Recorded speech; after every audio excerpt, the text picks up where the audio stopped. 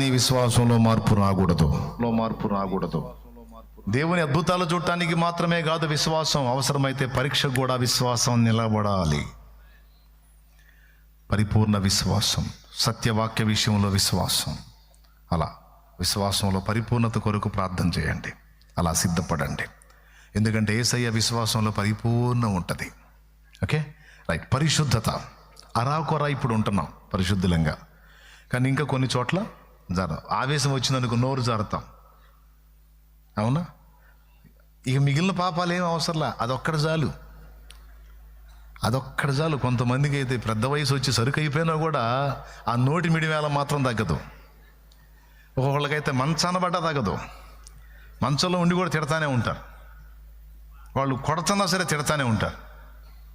నేను ఈ గతి పట్టింది ఈ నోటి వల్ల కదా అనుకోరు.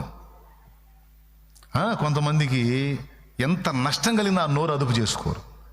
అన్ని విషయాల్లో బాగుంటారు, ఆ నోరు కంట్రోల్ కాదు.